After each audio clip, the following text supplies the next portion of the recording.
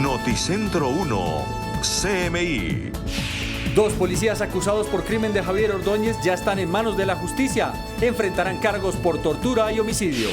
Abogado de las víctimas en el caso de Javier Ordóñez aseguró que si los dos uniformados no aceptan cargos, mínimo pagarán 38 años de prisión. Se salvó de milagro. Una mujer de 77 años fue arrollada por un bus del SITP en el sur de Bogotá. Por la gravedad de las heridas, tuvo que ser sometida a cirugía. Bogotá abre iglesias desde este fin de semana. ¿Cuáles son los protocolos? Con carne de burro y caballo alimentaban a niños en Bucaramanga. Así es la dramática historia del cambiazo de dos niñas en Barranquilla. Hombre llevaba 4 años criando a niña que no era su hija. Tragedia en el barrio Olaya Herrera de Cartagena. Hombre disparó a su amiga en la cabeza y la mató. Intensa persecución. Un conductor que llevaba droga en su vehículo intentaba escapar de la policía en el norte del Valle. Estados Unidos prohíbe TikTok a partir de este domingo. Con Luisa Tobo. Muy buenos días, bienvenidos a Noticentro 1 CMI. Esta tarde serán presentados ante un juez los dos patrulleros señalados de participar en el homicidio y tortura al estudiante de Derecho Javier Ordóñez. Los uniformados se exponen a una pena de más de 50 años de cárcel en caso de ser declarados culpables. César, muy buenos días. ¿Qué detalles se conocen de este proceso?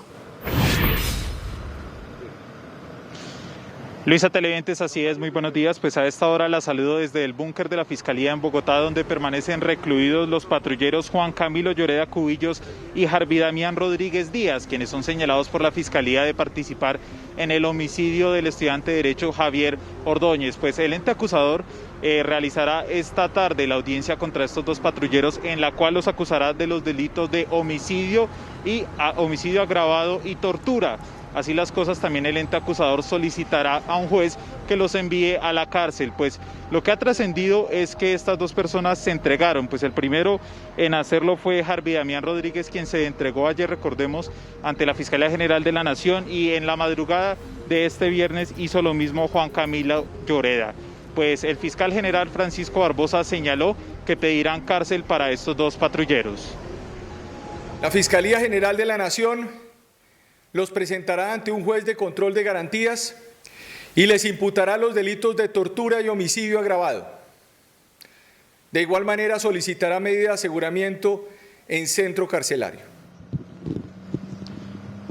Pues contra estos dos uniformados existen varias evidencias, entre ellas el informe de medicina legal que da cuenta de que Javier Ordóñez recibió múltiples golpes, además de las quemaduras con la pistola Taser luego de este procedimiento policial, así como los testimonios de las personas que estuvieron el día de los hechos y que presenciaron cómo fue golpeado y posteriormente atacado con esta pistola Taser. Pues esta es toda la información desde el búnker de la Fiscalía. Luisa, continúe usted con más información desde estudio. Así es, César, muchas gracias. Y por otra parte, los abogados del caso Javier Ordóñez esperan que los dos uniformados reciban la máxima condena. Natalia Dávila, buenos días. ¿Qué más dice la defensa de la familia de Ordóñez?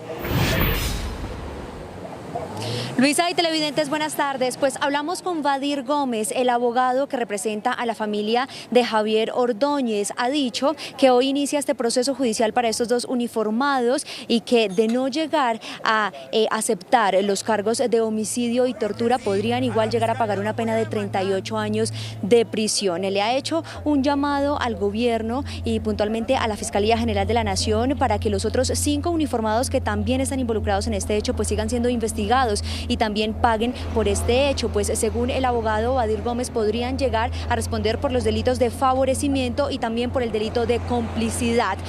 Lo que nos ha dicho también el abogado Vadir Gómez es que hoy empieza pues esta audiencia pública que tienen todos los elementos probatorios para determinar y corroborar que estos uniformados pues sí se extralimitaron en su fuerza, que sí hubo un abuso policial y que efectivamente sí deberán pagar por estos delitos y por la muerte de Javier Ordóñez. Nosotros, por supuesto, sobre las 12 del mediodía tendremos todos los detalles de esta conversación que hemos tenido con el abogado que representa a las víctimas, pero también hablaremos sobre el caso de una mujer que fue arrollada arrollada en el sur de Bogotá. Hablamos con la familia porque nos ha contado que por poco pierde la vida. En un video quedó registrado ese momento en que un bus del SITP giró por una de las cuadras del barrio San Carlos en la localidad de Tunjuelito y pues sin medir ningún reparo arrolló a una mujer de 77 años. Esa mujer permanece aquí en el hospital del Tunal hospitalizada porque de acuerdo a lo que nos ha dicho una de sus hijas, sufrió varias contusiones, hematomas e incluso una fractura en su mano. Ya entró a cirugía y se encuentra bajo observación. Hablamos con Transmilenio, quien nos comunicó que el conductor de este vehículo ya fue sancionado, apartado de su cargo, pero aún no se ha adelantado ninguna acción judicial frente a este hecho. El llamado de su familia es a eso, a que haya una respuesta frente a estos hechos y a que también pues se pague por lo que este conductor ha hecho con esta mujer que casi pierde la vida en el sur de Bogotá. En otras noticias que también hablaremos, sobre las 12 del mediodía conocimos un nuevo caso de extorsión en Bogotá. Esta vez se trata de un hombre que fue víctima de sujetos que a través de redes sociales y a través de llamadas lo amenazaron con publicar supuestas fotos sexuales de él en redes sociales si no paga un supuesto servicio sexual que él habría adquirido a través de una página de prepagos. Hablamos con este hombre, ha dicho que está siendo extorsionado, que ya reportó este caso al Gaula de la policía y lo que nos han dicho las autoridades es que ya están identificando de dónde provienen estas llamadas, cuál sería su origen y ya han logrado identificar a una de las personas que estaría haciendo estas llamadas extorsivas. Recordemos que en lo corrido del año 2020 solamente en Bogotá ya se han registrado más de 638 casos de extorsión. Sobre las 12 del mediodía estaremos ampliando toda esta información. Luisa, continúe usted con más noticias. Sí, Natalia, muchas gracias. Y en otras informaciones, las muertes por siniestros viales han aumentado este año. Más de 3.000 personas han muerto este año en siniestros viales. Hemos registrado 3.088 fallecidos y casi 9.000 lesionados. Hay que decir que las principales causas de la siniestralidad en el país son el exceso de velocidad y el no respeto a las señales de tránsito. Entonces le pedimos a los colombianos que sean muy conscientes de, en estos tiempos de aislamiento, en estos tiempos de reiniciar los procesos de movimiento, que no excedamos los límites de velocidad. La seguridad de algunos vehículos sería una de las principales causas de la gravedad de los accidentes, pues se habla de un aumento del 37% en la gravedad de los siniestros. Necesitamos infraestructura más segura, mejor comportamiento de todos los usuarios viales y también necesitamos vehículos más seguros. La cifra de motociclistas fallecidos es la más alta, con al menos 1.596 decesos. Feligreses en Bogotá empiezan a regresar a las iglesias en la capital del país. A esta hora se desarrolla una misa en la iglesia del Señor de los Milagros. Estilo Vengas, muy buenos días. ¿Cómo ha sido el regreso a las iglesias? Hola Luisa y televidentes, muy buenos días. Nos encontramos en la localidad de Teusaquillo, en la iglesia más conocida como la del Señor de los Milagros. Desde hoy empezaron las misas a las 7 de la mañana y justamente nos acompaña a esta hora su párroco Euclides Medina Blanco. Párroco, bienvenido a CMI. Cuéntenos de esta noticia que reciben hoy los feligreses. Gracias, para nosotros un motivo de alegría y de gozo porque después de 6 meses nos han permitido otra vez recibir a nuestros feligreses en los templos. ¿Cómo será ese ingreso de las personas a las iglesias a partir del día de hoy? Con todos los protocolos de bioseguridad, por eso al ingreso del templo hay un pendón con lo que se requiere, el uso del tapabocas obligatorio todo el tiempo, si tiene algunos síntomas no puede ingresar, si de pronto se siente mal se debe llegar a una zona donde él no vaya a tener contacto con los demás feligreses. Una vez que el feligrés llega al templo, se debe desinfectar el calzado, se debe hacer la toma de la temperatura, se debe hacer la respectiva anotación o también lo pueden hacer por la plataforma. Ya quien está recibiendo les asigna un número a donde se debe dirigir. Allí se debe quedar todo el tiempo de la Eucaristía. Nosotros los sacerdotes, por el mandato de la conferencia episcopal, los protocolos que nos sugieren, debemos hacernos 2 veces el lavado de manos y darle la comunión al feligrés en la mano. Únicamente va a ser en la mano. El momento de la paz no se va a compartir como anteriormente, sino va a ser a través de un gesto. ¿Cuántas personas pueden estar dentro de la iglesia? Esta parroquia, que es muy amplia, solo pueden estar 50 personas, incluyendo a quien preside el sacerdote. Muchas gracias. Es que justamente los que celebraron esta decisión fueron los feligreses. Nos encontramos con una de estas personas que llegó desde muy temprano a esta iglesia a la primera Eucaristía. Cuéntenos detalles, bienvenida a CMI. Muchas gracias, Ligia Cristina. Soy residente del barrio La Soledad. Me da mucha felicidad, de verdad, encontrar nuestro templo abierto. Lo estamos esperando hace mucho tiempo, meses, pero bueno, otra vez en un encuentro con nuestros sacerdotes, nuestros guías espirituales y estar en comunicación con Dios por raticos para darle gracias a Dios por todo y pedir por la paz de nuestro país y bueno, que nos aumente más la fe para seguir siendo seres humanos mejores. Y bueno, todo lo mejor y feliz, de verdad que sí, de estar nuestro templo abierto y gracias a los sacerdotes que han luchado porque se haya abierto esta parroquia. Muchas gracias. Es que justamente a esta hora avanza una reunión en la Arquidiócesis de Bogotá para enterarnos de cuántas iglesias abrirán. Hay que tener en cuenta que son al menos 50 iglesias las que abrirían este fin de semana. Más adelante vamos a ampliar esta importante noticia. Así es, Stick, muchas gracias. Pero no solamente abren las iglesias en Bogotá, también abren los gimnasios. Diana Giraldo, buenos días. ¿Cómo ha sido la apertura de estos lugares? Luisa y televidentes, tengan todos muy buenos días. Este viernes y después de 6 meses de cierre, volvieron a abrir las puertas los gimnasios en Bogotá. Hoy se dio el primer paso con la reapertura de 100 de los 700 establecimientos que hay en la capital del país. Por eso hasta ahora nos acompaña Juan Camilo González, él es el gerente operativo del Boditec. Bienvenido a Noticias 1 y cuéntenos, por favor, cuáles son los protocolos que van a aplicar para el regreso de los usuarios a los gimnasios. Hola, muy buenos días, ¿cómo estás? Primero que todo, el distanciamiento, las normas básicas, el distanciamiento, el uso de las mascarillas, respetar el aforo, respetar la resolución por la que estamos regidos, que es la 1313, de los pilotos de cielos abiertos que generó la alcaldía, para poder reaperturar después de 6 meses, como tú dijiste. Bueno, pero es una reserva previa, ¿cómo va a funcionar aquí en la práctica el uso de las máquinas, la desinfección? Ok, sí, las personas tienen que generar su reserva a través de boditec.com.co. Es una plataforma muy ágil y muy amigable. También tienen que descargar el app para que en ese entorno de cuidarnos y en la parte de bioseguridad, ellos por medio de la app van a hacer su ingreso, no tienen que tocar absolutamente nada acá. El distanciamiento, como te venía diciendo, acá cada persona tiene que estar mínimo a 2 metros. Las máquinas están habilitadas e inhabilitadas entre sí, intercaladas. La zona de cardio, toda la parte de musculación tiene sus zonas demarcadas con la debida señalética para que no haya aglomeraciones. Las zonas comunes no están habilitadas, por ejemplo. Juan Camilo, el aforo en el establecimiento es de máximo 50 personas. Ustedes tienen muchos más usuarios que eso. ¿Cómo van a hacer para priorizar quién entra y quién no?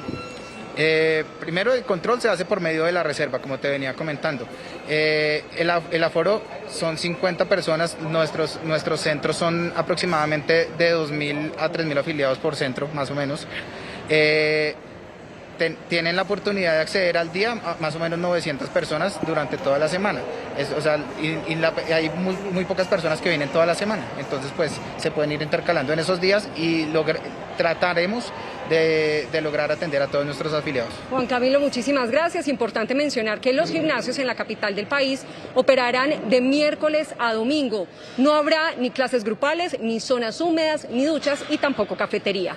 Información que originamos en directo desde la localidad de Teusaquillo. Diana Giraldo, Noticentro 1, CMI. Diana, muchas gracias por su información y así hacemos una pequeña pausa, pero cuando regresemos a Noticentro 1, CMI, polémica en Bucaramanga porque niños eran alimentados con carne de burro y caballo. Ya volvemos. Seguimos en Noticentro 1 CMI. Un nuevo escándalo sacude al sistema de alimentación escolar PAE en Bucaramanga. En las últimas horas, la Fiscalía denunció que durante un año a los estudiantes de esta zona del país se les suministró carne de burro y caballo en su alimentación.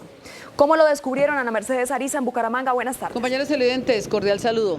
Pues el hecho fue descubierto tras la captura de la persona que distribuía esta carne de caballo al programa PAE. Vamos a hablar con otra de las personas que hizo esta denuncia en su momento a la Fiscalía.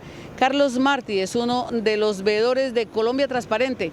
Carlos, ¿qué fue lo que ustedes encontraron en su momento y qué denunciaron a la Fiscalía? Bueno, nosotros en el 2018, en vista de la cambio de minuta que se presentó en Santander, que tenían que entregar carne de res y terminaron entregando carne de cerdo, supuestamente carne de cerdo, nos pusimos en la tarea de investigar y hubo personas que nos dijeron que eran carne de caballo, otros operadores que eran carne de caballo. Quisimos hacer eso más a profundidad, pero no fue permitido por la Secretaria de Educación del momento. Entonces enviamos las notas a la Fiscalía y a la Procuraduría.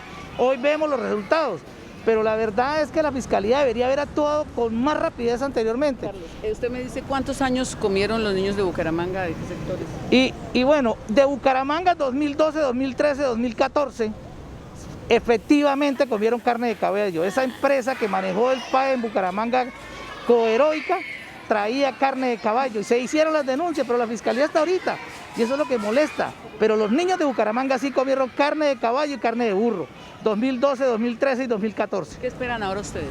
Nosotros esperamos que la Fiscalía verdaderamente actúe con base en la ley. Este señor que fue detenido, que diga con qué operador estuvo trabajando, quiénes le daban, si verdaderamente fue cuestión de él solo o estuvieron involucrados algunos operadores, porque es que hay el SAR del PAE, el SAR del PAE ha manejado todo eso y hoy en día sigue manejando el PAE en cuerpos ajenos y yo sé que ese señor nunca tuvo escrúpulos para darle comer carne de caballo a los niños en Santander y en Colombia. Gracias, don Carlos. Pues estamos atentos a la evolución de esta importante denuncia, este grave hecho que está conmocionando hoy a la capital de Santander. Más detalles de esta noticia en nuestra próxima emisión. Es todo por el momento desde Bucaramanga. Para Noticentro 1, CMI informó Ana Mercedes Ariza. Buenos días. Ana Mercedes, muchas gracias. Y un cambiazo de 2 niñas al nacer le cambió la vida a 2 familias en el municipio de Santo Tomás Atlántico. El hombre acudió a las redes sociales pues no le veía parecido físico a la que supuestamente era su hija, ni con su familia, ni con la mamá de la niña. Jorge Castro, muy buenos días. ¿Dónde están estas niñas hoy? Muchas gracias, Luisa. Muy buenos días. Por estos días de aislamiento selectivo, las 2 niñas comparten una casa en el municipio de Santo Tomás. Pues bien, es la historia de José Hernández, un hombre que en una relación extramatrimonial tuvo una hija con una mujer. Fue en esas circunstancias en que el hombre no le encontraba parecido físico, ni con él, ni con las hijas de su matrimonio, ni con su familia, a quien era aparentemente su hija. Dudó de la mujer con la que había tenido esta niña y se practicó la prueba de ADN, él salió incompatible. También hizo lo mismo con la mujer y salió también incompatible. Por ello, procedió a buscar por redes sociales las mujeres que habían alumbrado el día en que nació su hija. Así, por redes sociales, encontró el nombre de una mujer y de inmediato se dio a la tarea de buscar el perfil, pues aparecía una niña que él consideraba sí se parecía a él y así pudo encontrar a quien era su hija biológica. En otras noticias, en la ciudad de Barranquilla, 2 hombres de nacionalidad venezolana fueron asesinados. Es un hecho judicial que se registró en la capital del Atlántico, en el barrio La Loma.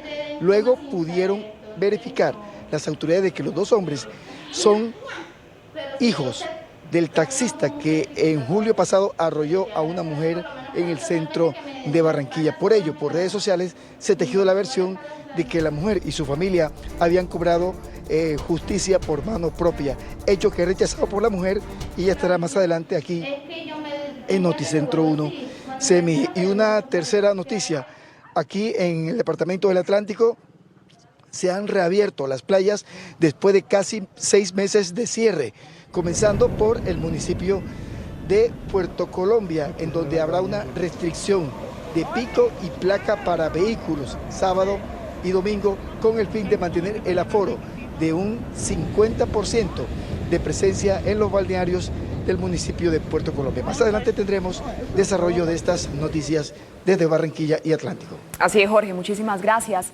Y un nuevo feminicidio se presentó en Cartagena. Un hombre asesinó a quien era su mejor amiga en el barrio Olaya Herrera. En la comunidad hay tristeza y dolor. Tatiana, muy buenos días. ¿Quién era la víctima? Luisa, televidentes, muy buenos días. Así es, este hecho se presenta en el sector Ricaute de aquí del barrio Olaya Herrera. La víctima, identificada como Carol Patricia Ramírez Osuna, de 26 años de edad, era colombo venezolana. Lo que han manifestado sus familiares es que el victimario, Raúl Ramos Babilonia, llegó hasta la casa de esta mujer para contarle inconvenientes que estaba teniendo. Entró a la casa, se sentó en la cama y de repente sacó el arma con la que disparó. en presencia de su hija de 9 años y de su madre. Este sujeto huyó del lugar, por lo que ahora la familia pide justicia por este caso. Por ahora la Policía Metropolitana de Cartagena no se ha referido al tema. El hecho ha causado consternación aquí en el barrio Olaya Herrera y manifiesta a la comunidad que este tipo de casos, los feminicidios, no pueden volver a suceder. Y en otras noticias, las autoridades han intensificado la búsqueda de los responsables del asesinato de 2 policías en el municipio de Norosí, a 600 metros del casco urbano. Recordemos que estas personas fueron identificadas como el intendente Robinson Cardona Arboleda, de 37 años de edad, natural de Manizales, y que se desempeñaba como el subcomandante de la estación del municipio de Norosí. Asimismo, el patrullero Jason Vázquez Martínez, de 34 años de edad, que era oriundo de la capital de Bolívar. Los cuerpos de estos 2 uniformados fueron trasladados hasta aquí, hasta Medicina Legal de la capital de Bolívar. Ha manifestado el secretario de Seguridad del municipio de Norosí que se llevó a cabo un consejo extraordinario de seguridad para tomar nuevas acciones en cuanto a la seguridad de ese municipio. Por ahora es toda la información, más adelante tenemos más. Así es, Tatiana, gracias. Y una intensa persecución se vivió en el municipio de La Victoria, Valle del Cauca. La policía le seguía el paso a un hombre que pretendía escapar con un cargamento de marihuana. Sebastián Bedoya tiene los detalles. Sebastián, buenos días. Luisa, televidentes, muy buenos días. Y como de película fue esta persecución a un hombre que ignoró un puesto de control en el municipio de La Victoria, ubicado en el norte del departamento del Valle del Cauca. Ignoraba también las señales para que se detuviera, que le hacían los uniformados, y recorría a gran velocidad este municipio hasta que cayó en una zona de alta vegetación, donde finalmente los uniformados lograron capturarlo. En el vehículo tenía más de 200 kilos de marihuana que provenían del departamento del Cauca y pretendía llevar hacia la ciudad de Manizales. En otras noticias, esta es una información de última hora, mucha atención, que la Asociación de Cabildos Indígenas del Norte del Cauca están reportando 5 comuneros heridos, al parecer por una detonación de explosivos durante los combates que se presentan desde esta madrugada en las veredas Los Chorros, La Buitrera, Pajarito y Tierrero, ubicadas entre los municipios de Caloto y Toribío. Por supuesto, nosotros vamos a estar muy pendientes de esta información. Desde Cali, Sebastián Bedoya para Noticentro 1, CMI. Sebastián, muchas gracias. Masacre en Tarazá, Bajo Cauca antioqueño. En una finca fueron asesinadas 3 personas que se desempeñaban como empleados en este lugar. Yusi, muy buenos días. ¿Quiénes son las víctimas? Hola Luisa, buenos días. Estas víctimas son 2 empleados de esta finca que además eran padre e hijo y también el administrador. En esta finca, ubicada en zona rural del municipio de Tarazá, en un sector conocido como Abejales, fueron asesinados estos 3 hombres en esta masacre que, según denuncian líderes sociales de la zona, sería por la presencia de grupos paramilitares que estaban rondando desde hace algunos días allí y se presentó pues este crimen. Entre tanto, la policía dice que lo investigará y ya el balance es de 14 masacres en el departamento de Antioquia en lo corrido de este año 2020, con esta masacre en el municipio de Tarazá, Bajo Cauca antioqueño. En minuto les tendremos otras noticias desde Medellín. Así es, Yusi, gracias. Y con esa información vamos a hacer una pequeña pausa. Pero al regresar a Noticentro 1 CMI, desde el domingo Estados Unidos prohíbe TikTok. Ya volvemos.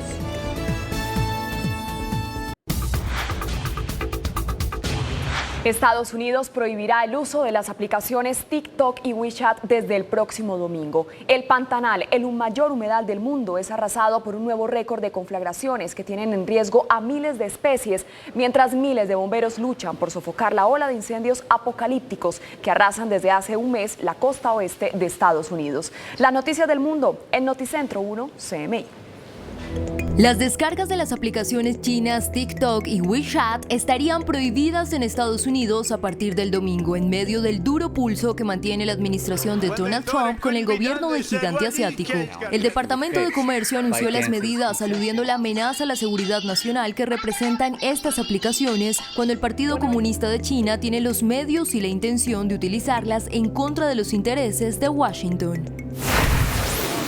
La propagación del coronavirus en el mundo rompió una nueva barrera cuando el número de personas que se han infectado con el COVID-19 ya superan los 30 millones. La cifra de fallecidos por la pandemia también sigue subiendo y ya superó los 943.000 decesos a nivel global.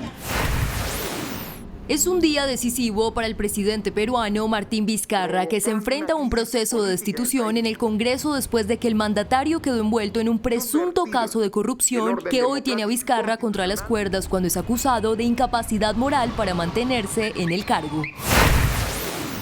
El Pantanal, el mayor humedal del mundo que Brasil comparte con Bolivia y Paraguay, es arrasado por un número récord de incendios que ya destruyeron el 22% de su área.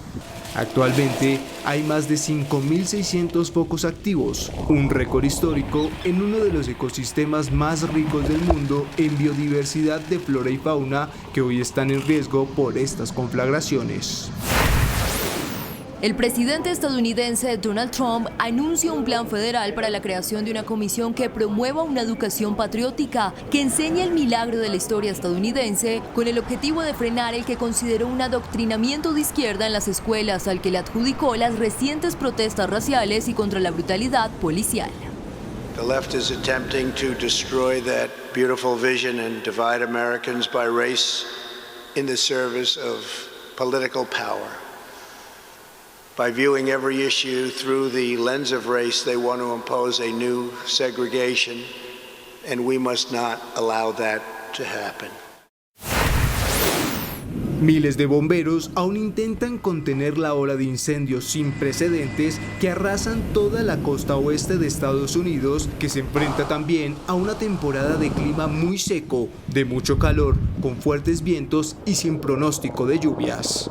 Condiciones que han facilitado la casi imparable propagación de las llamas que tienen en máxima alerta a California, Oregón y Washington, donde ya se han quemado casi 2 millones de hectáreas de terrenos. Las cifras que han dejado las conflagraciones son desoladoras. Hasta el momento hay al menos 35 personas que han perdido la vida. Se han denunciado decenas de desaparecidos y han sido arrasados cientos de hábitats naturales de poblaciones de especies en peligro de extinción, cuya recuperación puede tardar años. A continuación, los titulares de las noticias que desarrollaremos en Noticentro 1 CMI. Luego hago la prueba con la niña y sale que también es incompatible con la niña, entonces digo, mierda, aquí pasa algo. Así es el relato de un hombre que lleva viviendo 4 años con una niña que no es su hija. Las cambiaron al nacer. Mal alimentados, niños en Bucaramanga recibían carne de burro y caballo.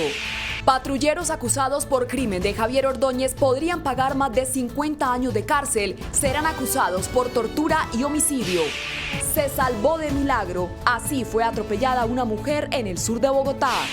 2 venezolanos asesinados en Barranquilla eran hijos de un hombre que había arrollado a una mujer. Creyentes empiezan a regresar a las iglesias en Bogotá. Feminicidio en Cartagena. Hombre le dispara en la cabeza a su amiga de toda la vida. Persecución de película en Vías del Valle. Hombre intentaba escapar de la policía. Transportaba marihuana. Con Luisa Tobo. Seguimos en Noticentro 1 CMI. En una verdadera novela se ha convertido el cambiazo de 2 niñas que al nacer le cambió la vida a 2 familias en el municipio de Santo Tomás, en Atlántico. El padre de una de las niñas acudió a las redes sociales, pues no le veía parecido físico a la que supuestamente era su hija con su familia ni con la mamá de la niña. Jorge, ¿qué va a pasar con estas niñas? Buenas tardes. Muchas gracias, Luisa, muy buenas tardes. El padre de las niñas ahora está en un proceso judicial que le permita finalmente obtener el registro civil y registrar como hija suya, como hija biológica, a la niña que terminó en un hogar en el municipio de Chimichagua, en el departamento del Cesar. La historia de este hombre nacido en Santo Tomás Atlántico pareciera de una telenovela. Una telenovela de más de 1000 capítulos que comenzó en 2016, cuando el tomasino, en una relación extramatrimonial, tuvo una hija. Sin embargo, 2 años después, el hombre no le veía parecido físico a la niña con él ni con sus hijas del matrimonio. dudaba que la pequeña fuera su hija. Y le hice la prueba de ADN y arrojó que la prueba de ADN era incompatible de la niña conmigo. Le comenté a la muchacha lo que estaba pasando, que la niña salió que no era hija mía, que si ella había estado con otra persona. El paso siguiente era la prueba de ADN para la madre de la pequeña. Así salía de la bendita duda que lo atormentaba.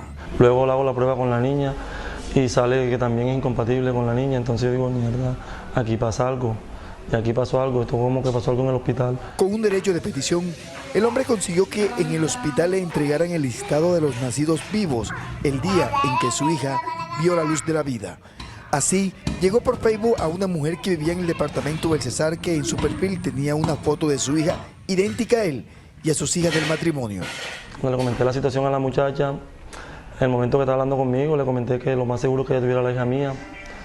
Y yo la de ella estalló en llanto. Una prueba final de ADN a la niña que ubicó en Chimichagua, Cesar, le permitió encontrar a la que realmente era su hija de sangre.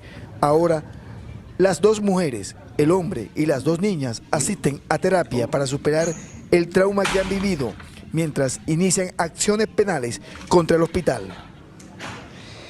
El Hospital Niño Jesús ha ofrecido la colaboración para iniciar este proceso de restablecimiento de derechos y la identidad de la menor que fue remitida a otro hogar por una confusión en ese centro asistencial. Noticias desde Barranquilla con Jorge Castro, Noticentro 1, CMI. Jorge, muchas gracias. Y por la avaricia de un contratista, niños en Bucaramanga fueron alimentados con carne de burro y caballo durante 2 años. La Fiscalía ya capturó al contratista. ¿Qué otros detalles se conocen de esta impactante denuncia? Ana Mercedes Ariza, buenas tardes. Compañeros televidentes, muy buenas tardes. 2 años le llevó a los hombres de inteligencia de la Fiscalía a seguirle los pasos a este hombre capturado en las últimas horas, acusado de ser el responsable de comprar, sacrificar burros y caballos y venderlos como carne de res a algunos contratistas del sistema PAE en esta ciudad. La captura de este hombre, Fernando Trujillo Gómez, alias el Gemelo o el Padrino, puso al descubierto el impactante hallazgo de la Fiscalía. Trujillo Gómez habría vendido al programa PAE algo más de 500 millones de pesos en carne equina. En su declaración, el Gemelo confirmó las denuncias efectuadas hace años por veedores. Que habían situaciones que se estaba entregando carne de caballo. Se lo presentamos a la Secretaría de Educación del momento y ella no le paró bolas, entonces lo enviamos a la Fiscalía de la Procuraduría. Durante los allanamientos, los investigadores encontraron que se alteraban con químicos, saborizantes y colorantes la carne equina para que pareciera de res.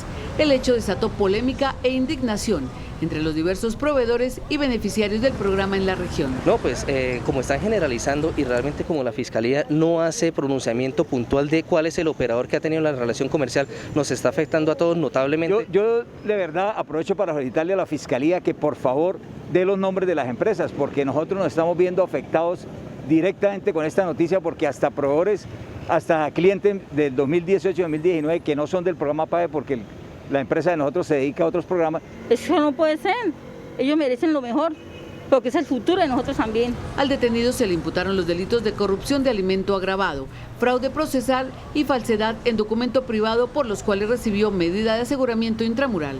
No se descartan más capturas por este hecho. Diferentes acciones ante la Fiscalía están entablando todos los operadores del PAE en Bucaramanga y Santander, quienes se ven afectados por esta noticia. Es todo por el momento desde la capital de Santander. Para Noticentro 1 CMI, informó Ana Mercedes Ariza. Feliz tarde. Última hora, Noticentro 1 CMI. En una audiencia que se realizará de forma virtual, la Fiscalía le pedirá a un juez que envíe a la cárcel a los patrulleros implicados en la muerte de Javier Ordóñez. César Melo, buenas tardes. ¿Los policías van a aceptar los cargos? Luisa, televidentes, así es, pues los saludo nuevamente porque hace pocos minutos ingresó acá a las instalaciones del búnker de la Fiscalía el abogado de Juan Camilo Lloreda, uno de los 2 patrulleros vinculados por la Fiscalía al homicidio de Javier Ordóñez. Pues el abogado, antes de entrar a la diligencia en la que se definirá el futuro de los patrulleros, aseguró que no aceptará los cargos que le formulará la Fiscalía General de la Nación a su cliente. Los patrulleros de la policía Juan Camilo Lloreda Cubillos y Harvey Damián Rodríguez Díaz responderán ante un juez por los delitos de homicidio agravado y tortura. Lloreda se entregó ayer a las 2 de la tarde y Rodríguez en la madrugada de este viernes. Los dos uniformados asistirán esta tarde a una audiencia de legalización de captura, imputación de cargos y adicionalmente la Fiscalía solicitará su detención en la cárcel. Y les imputará los delitos de tortura y homicidio agravado. De igual manera solicitará medida de aseguramiento en centro carcelario. Ha habido mucha especulación y lamentablemente Juan Camilo ha sido casi que condenado sin haber sido oído y vencido en juicio. Javier Ordóñez falleció la semana pasada tras recibir varios golpes y choques con una pistola Taser en un procedimiento policial en el que participaron los dos patrulleros. 5 uniformados más son investigados. Pues la Fiscalía General de la Nación solicitará en los próximos minutos ante los juzgados de Palo Quemado que se realice esta audiencia de legalización de captura, imputación de cargos y medida de aseguramiento contra estos dos patrulleros. Esta es toda la información que originamos desde el búnker de la Fiscalía. César Melo, Noticentro 1, CMI. César, muchas gracias. Mientras tanto, el abogado de las víctimas en el caso de Javier Ordóñez aseguró que si los dos uniformados no aceptan los cargos, mínimo pagarán 38 años de prisión. Pide que los otros 5 policías también paguen. Natalia, muy buenas tardes. ¿Qué más dice el abogado? Luisa y televidentes, buenas tardes. Pues aseguró además que cuentan con todos los elementos probatorios para que estos dos uniformados paguen por este hecho y sean judicializados. Vadir Gómez, el abogado de la familia de Javier Ordóñez, se refirió al proceso judicial por el que hoy empiezan a atravesar los uniformados Juan Camilo Lloreda y Harvey Damián Rodríguez. Aseguró que si no aceptan los cargos de homicidio y tortura, mínimo pagarían 38 años de prisión. Hubo un procedimiento, aquí primero fue desbordado, o sea, hubo un excesivo uso de la fuerza. Y segundo, nos encontramos no solamente ante un homicidio, sino también ante una tortura. Ustedes pueden ver cómo de forma despiadada se ensañan contra este muchacho. Pide que los otros 5 uniformados que se vieron involucrados en los hechos sigan siendo investigados, pues podrían llegar a pagar por los delitos de favorecimiento y complicidad. Que se manifieste en relación, o que decida en relación con los 5 policías que realizaron la omisión. Entonces esto está en investigación, estamos revisando todos los elementos materiales probatorios para determinar el grado de intervención de estos policías. Confirmó que se cuentan con todos los elementos materiales probatorios para la judicialización de los responsables. Y hablamos con la familia de una mujer de 77 años que fue arrollada en las últimas horas por el conductor de un bus del SITP. Piden que este hombre pague por estos hechos. Sin ningún reparo, este conductor de un bus del SITP arrolló a una mujer de 77 años cuando cruzaba la calle en el barrio San Carlos de la localidad de Tunjuelito. En el video se observa cómo tras el fuerte impacto, el conductor sigue su camino y la mujer queda tendida en el suelo. Y me dijo, mija, me voy para la casa a hacer el almuerzo. Entonces yo le dije, bueno, madre, entonces váyase. Pero ella iba por su camino bien. Cuando ella dice que ella iba pasando, ella miró y que no vio nada.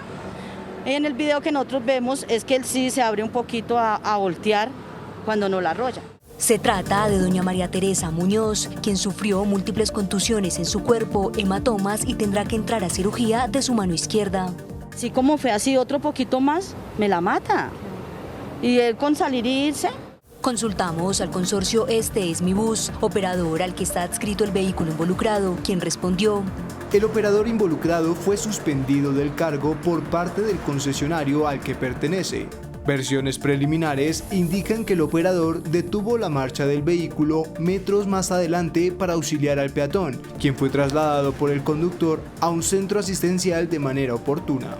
Sin embargo, su familia asegura que el conductor no ayudó. Yo creo que fue un muchacho que la auxilió, porque si el del sí la auxilia y la trae, él no se vuela. Él viene y habla aquí en el hospital, yo atropellé a esta señora y pues no la puedo dejar tirada, entonces ¿cómo hago un reporte acá o algo? No, él se fue.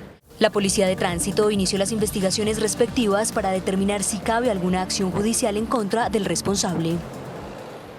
Y se registró un nuevo caso de extorsión en Bogotá. Esta vez un hombre fue amenazado por sujetos que le exigían pagar servicios sexuales. si no resuelve este problema, caballero, entonces me dará a ponerle una demanda contra usted, caballero, por abuso de acceso carnal a esta compañera de trabajo de esta tía. Esta fue una de las llamadas extorsivas que recibió Camilo, como lo llamaremos, para proteger su identidad.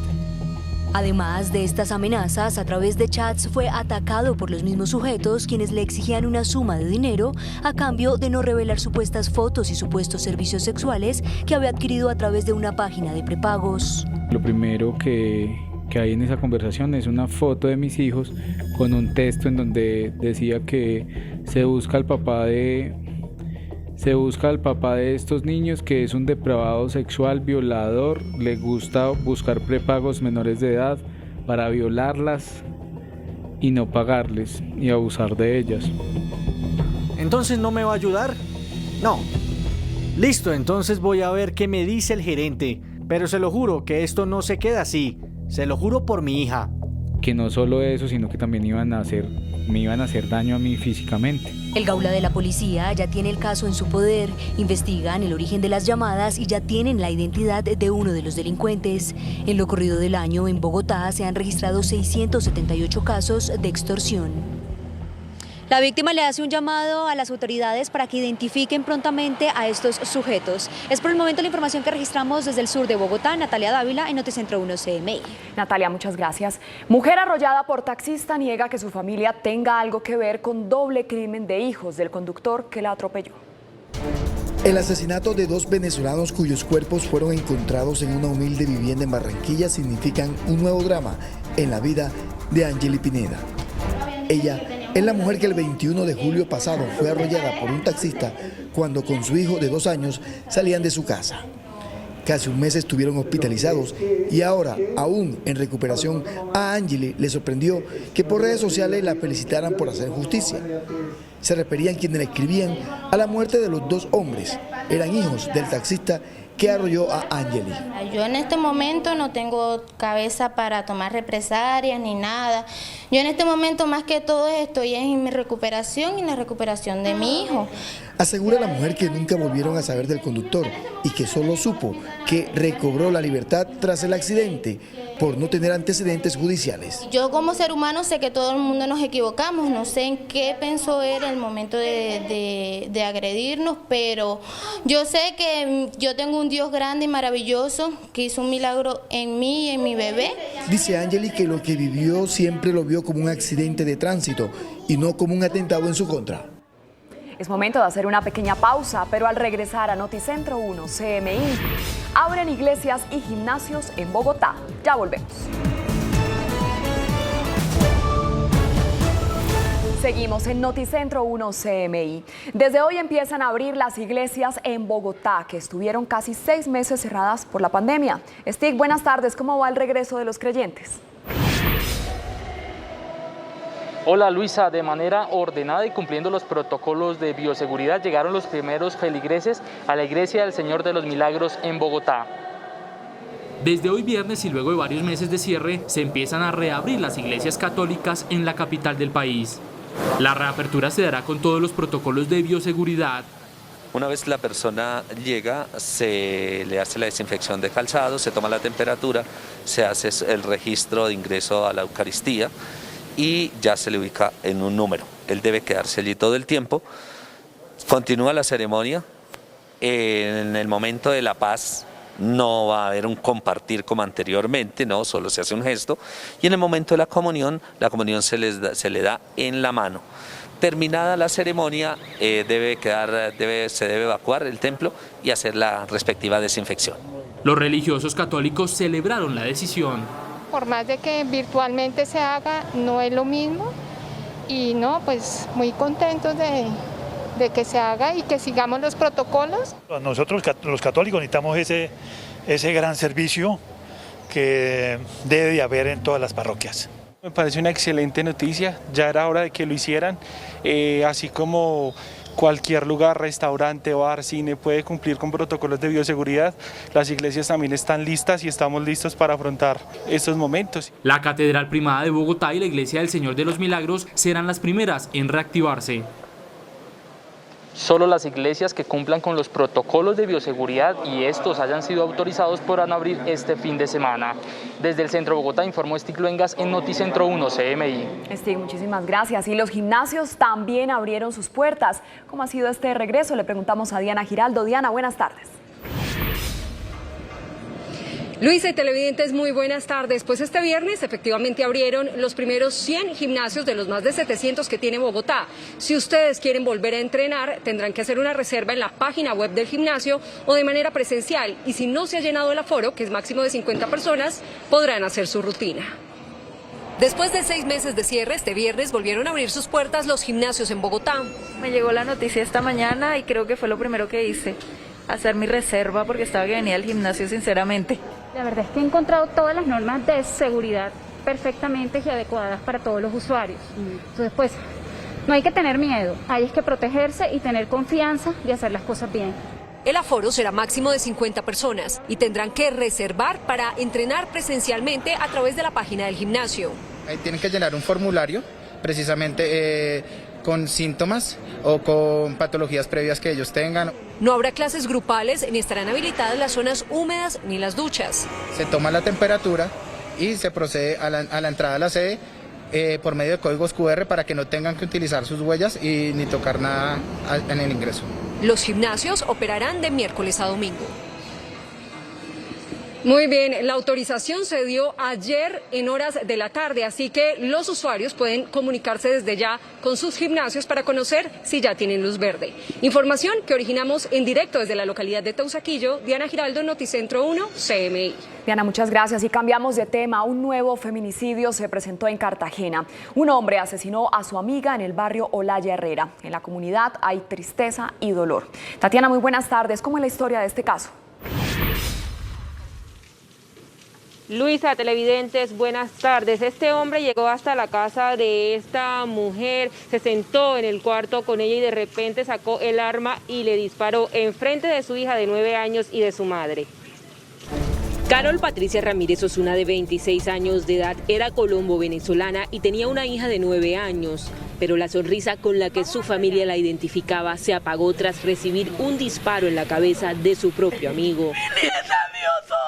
Su familia señala que Raúl Ramos Babilonia, como es identificado, se acercó hasta la casa para hablar con ella sobre inconvenientes que estaba teniendo. Se sentó en la cama y la tragedia llegó. Y él me dice que verlo aquí y sacó el revólver y se lo mostró a ella. Cuando se lo mostró ella le dice, ¿tienes balas? Él le dice, no.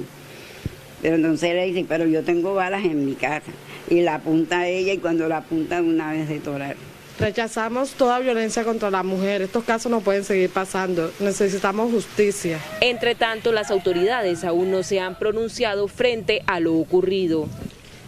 La comunidad y la familia reitera resultados por parte de las autoridades frente a este caso. Por ahora es toda la información desde Cartagena. Tatiana Rodríguez, feliz tarde. Tatiana, muchas gracias. Y luego de una intensa persecución como de película en el municipio de La Victoria, norte del Valle, la policía logró capturar a un hombre que llevaba droga en su vehículo. Sebastián, muy buenas tardes. ¿Cuánto duró la persecución? Luisa, televidentes, muy buenas tardes. La persecución duró 15 minutos aproximadamente hasta que el hombre cayó en una zona de alta vegetación donde finalmente fue capturado.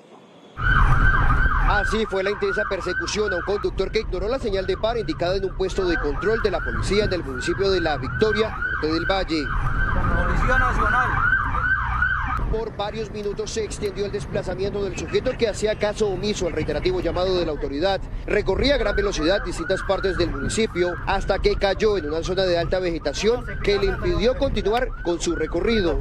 Conducía un vehículo a gran velocidad, no solamente poniendo en riesgo su vida, sino de las demás personas. En el interior del automotor, el hombre que escapaba llevaba más de 300 paquetes cargados con droga provenientes del departamento del Cauca e iba rumbo a la ciudad de Manizales para ser entregada a bandas de microtráfico. Transportaba más de 200 kilos de marihuana avaluados en aproximadamente 100 millones de pesos. Quédese quieto, por favor. El detenido ahora deberá enfrentar cargos por tráfico, fabricación o porte de estupefacientes. Y finalmente, a esta hora, la Asociación de Cabildos Indígenas del Norte del Cauca reporta que 5 comuneros resultaron heridos cuando viajaban en una chiva y fueron sorprendidos por una explosión. A esta hora y desde muy temprano se presentan fuertes combates entre el ejército y una disidencia de las FARC en 4 veredas de los municipios de Toribío y Caloto. Estaremos pendientes al desarrollo de esta información. Desde Cali, Sebastián Bedoya para Noticentro 1, CMI. Sebastián, muchas gracias. Es momento de hacer una pequeña pausa, pero cuando regresemos a Noticentro 1 CMI, masacre en Tarazá, Antioquia, 3 personas asesinadas. Ya volvemos. Seguimos en Noticentro 1 CMI. Masacre en Tarazá, Bajo Cauca antioqueño. En una finca fueron asesinados padre e hijo que se desempeñaban como empleado y administrador. Yusi, buenas tardes. ¿Quiénes son las víctimas? Luisa, buenas tardes. Eran los empleados de esta finca. Las autoridades investigan quiénes serían los responsables de esta masacre. La masacre ocurrió en zona rural del municipio de Tarazá, Bajo Cauca antioqueño. Allí, hombres armados ingresaron a una finca y asesinaron a 2 trabajadores y a su administrador. Ingresaron a la finca, a los 2 trabajadores, uno padre e hijo, los degollaron. Lamentablemente, pues es una de las formas que están utilizando también para utilizar el cuerpo como arma de guerra, y posteriormente asesinan con disparos al administrador de la finca. Líderes sociales denunciaron la presencia en la zona de grupos armados que serían paramilitares y que son señalados como presuntos responsables. La policía investiga quiénes serían los autores de la masacre. Estos hechos son materia de investigación para esclarecer este lamentable suceso. Con esta ya son 14 las masacres ocurridas en Antioquia durante el año 2020. Justamente el Bajo Cauca antioqueño es una de las zonas más afectadas, no solo por masacres, sino también por desplazamientos forzados. Esto desde Medellín, Yusi Chaparro, Noticentro 1 CMI. ¡Feliz viernes! Feliz viernes, Yusi, muchas gracias. Hasta aquí la información en Noticentro 1 CMI. A continuación, no se pierda La Señora Facilet y sus hijas. ¡Feliz tarde!